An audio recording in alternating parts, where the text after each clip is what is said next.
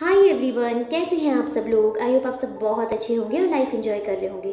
So welcome back again to my channel. So friends, first of all आप सभी को उत्तराखंड के लोक पर्व हरेले की बहुत बहुत शुभकामनाएं। आज उत्तराखंड का बहुत ही प्यारा और खास त्यौहार हरेला है। ये त्यौहार हरियाली, खुशहाली और समृद्धि का प्रतीक माना जाता है। इस दिन हम प्रकृति और भगवान को धन्यवाद करते हैं और सबके लिए सुख समृद्धि की प्रार्थना भी करते हैं। वैसे हरेले का प्रोसेस भी बहुत इंटरेस्टिंग होता है फ्रेंड्स। इसकी शुरुआत त्योहार से कुछ दिन पहले ही हो जाती है। घर में एक छोटी सी टोकरी, मिट्टी का बर्तन या किसी पॉट में गेहूं, जौ, मक्का और अन्य बीज बोए जाते हैं।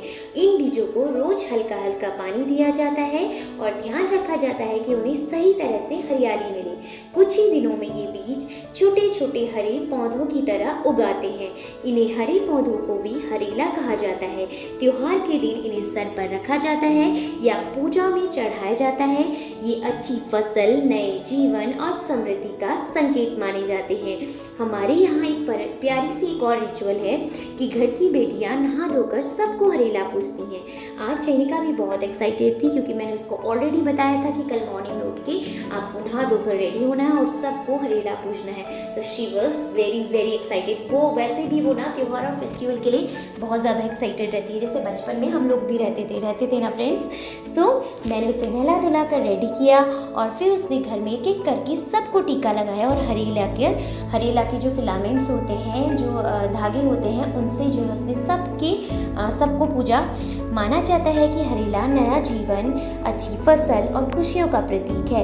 इसे एक दिन पहले भगवान शिव और माता पार्वती के विवाह के लिए भी विशेष महत्वपूर्ण माना जाता है, क्योंकि कहते हैं ना कि एक दिन हमारे कल्चर में एक दिन पहले, जैसे आज अगर हरेला है, आज उसकी कटाई होगी तो उससे एक दिन पहले शिवजी और पार्वती का जो है विवाह कराया जाता है।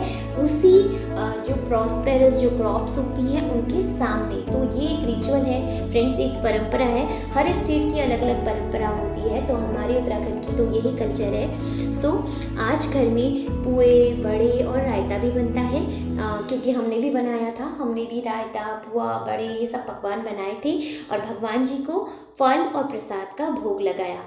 फिर हम सब मिलकर इस सुंदर त्योहार को सेलिब्रेट करें। ऐसे त्योहार हमें अपनी परंपरा और अपनी संस्कृति से जोड़ कर रखते हैं और सबसे अच्छी बात ये है कि बच्चे भी इन परंपराओं को खुशी खुशी सीखते हैं।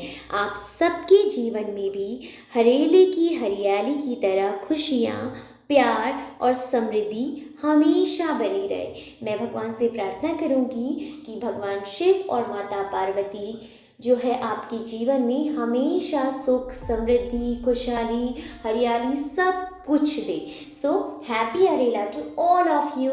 Bye bye and take care friends.